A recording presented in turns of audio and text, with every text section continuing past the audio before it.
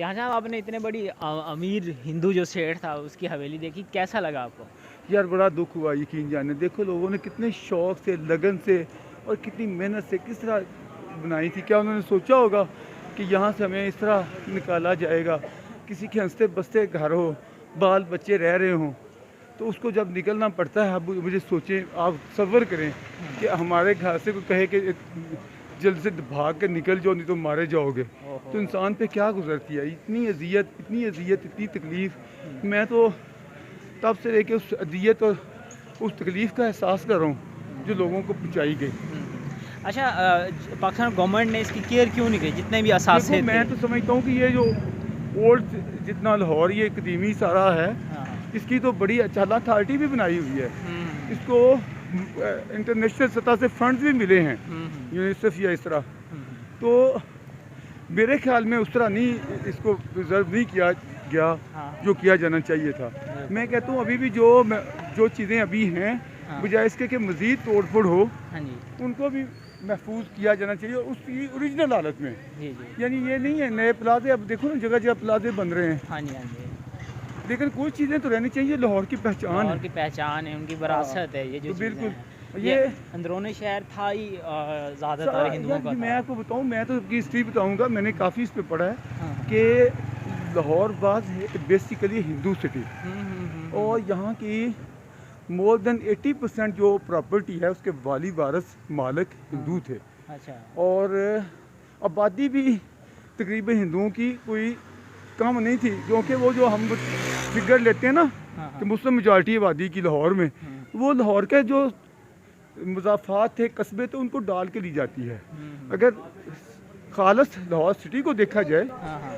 उसमें हिंदुओं की आबादियाँ तो अब देखिए मॉल्टन अब कितनी ज़बरदस्त आबादी बनी है सर गंगा राम ने, हाँ जी। हाँ जी। और उसमें इतनी बड़ी बड़ी वो बिल्डिंगें, कोठियाँ, आज तो उनको पोर्शन में जी जी। बना दिए गए हैं, छोटी कर दी। बिल्कुल बिल्कुल। इस तरह ये देखें, मैं सफ़र की आँख से वो झांक रहा था, यार कितनी रौनकें होती होंगी इस इलाके में, बसते होंगे जी बिल्कुल। यहाँ, मेले ठेले यहाँ कि क्या माहौल होगा क्या कुछ जिसको सोच बर्बाद कर दिया। क्योंकि अब जितने भी अच्छा जिन लोगों के नाम अलाट हुई वो खुद यहाँ नहीं रहते, नहीं रहते। अब नए इलाकों में चले गए हैं। हाँ। यहाँ जाके कई जगहों पे बस ऐसे ही भंगी लोग बैठे हुए हैं, और कई जगहों पे क्या है कि वो जैसे अभी हमने देखा कि जो इतना बड़ा साहूकार था कि लाहौर के बड़े बड़े लोग उसके मकरूज थे जी, उसकी हवेली का क्या सलूक किया गया क्या है। सलूक किया गया? तो ये यार ये देख के ना मेरा दिल जो है ना दुखी हो जाता है। और मैं कहता हूँ कि यार देखो कम से कम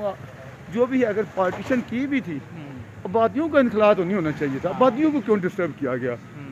आप बना लेते मुल्क जी, जहाँ है ना, यहाँ अभी भी मतलब कई इलाके हैं जहाँ हिंदू हमारे भाई रह रहे हैं। मिट्टी शहर में 80% हिंदू अभी भी हैं जी मिट्टी शहर में हाँ, 80% तो फिर हिंदू अभी भी हैं, मैं अभी यही भी कह रहा हूँ रह ना, रहे हैं। तो लाहौर में अगर क्या बिगड़ जाता है इन लोगों का, अगर ये आबादियों को ना डिस्टर्ब करते डिस्टर्ब ना लोगों को। मैं समझा हूँ कि जिस तरह बलवा होता है ना, हाँ। तो लुटेरे लोग उसमें आगे आगे आ जाते हैं, शरफा घरों में घुस जाते हैं।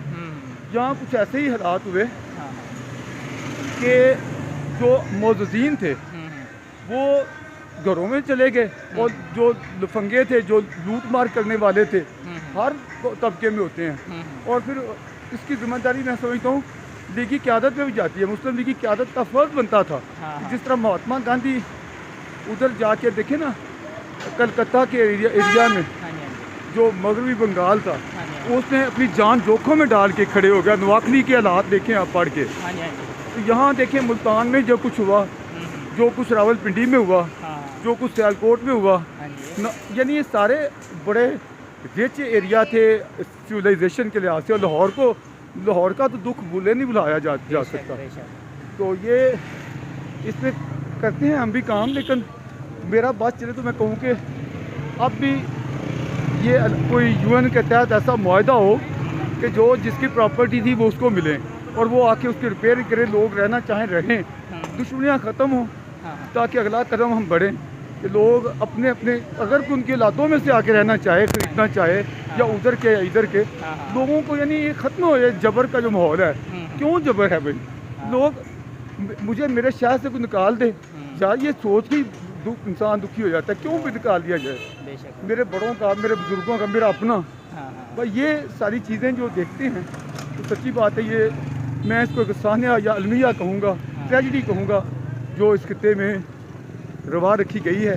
और इसका हल इसके सिवा कुछ भी नहीं है कि हम ये नफ़रत की जो भी मफादात परस्ती की गेमें चल रही हैं, इनका अभी देखें ना, मैं उनसे आप यहाँ सर्वे करवाएं, हर बंदा ये कहेगा कि हमें इंडिया से तिजारत खोलनी चाहिए। बेशक है क्या अवाम दुश्मनी और क्या है? यानी हमने अवाम को महंगाई की में डुबोया हुआ है, लेकिन दुश्मनी हमारी खत्म होने का नाम नहीं ले रही है।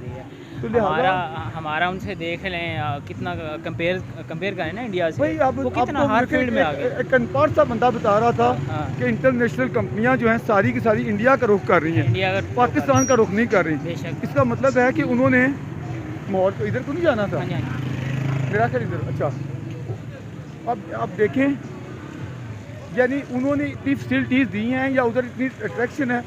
मैं आपको सच्चाई बताऊं, मैं बाहर के मुल्कों में जाता हूं तो पहला लोगों का अक्सर क्वेश्चन ये होता है, आर यू इंडियन, अच्छा, आर यू फ्रॉम इंडिया, इस तरह पूछा जाता है। अच्छा। तो मैं तो अमूमन कहता हूँ जी जी। अच्छा। क्योंकि अगर कोई मेरे साथ वाला कहे नहीं पाकिस्तान, मैं कहता हूँ जी वो बेसिकली तो हम इंडियन ही हैं, बस वो ज़रा पिछले हमारे बड़ों से थोड़ी गलती हो गई थी, तो तोड़ फोड़ कर दी। कुछ ऐसे लोग थे जिनको प्रॉपर्टी पे नज़र थी लूट मार में। तो अब आपको मैं बताऊं, अनारकली आप किसी दिन जाएंगे हम, मेरा दादा मुझे कहा करता था, बेटा वहाँ एक दुकान होती थी मुसलमानों की, सारी की सारी बाकी जो अनारकली है ना टोटल, उस वक्त आपको पता है प्री पार्टीशन जो अनारकली है वो हब थी लाहौर की कारोबार की, शालमी भी हब थी। तो ये उधर भी आग लगाई गई, इधर भी किया गया। तो मकसद था कि ये लोग निकल जाएं ताकि हम प्रॉपर्टी कब्जे कर लें। जो कखपति थे वो लखपति इस तरह बन गए। जनाब रिहान साहब बहुत बहुत शुक्रिया।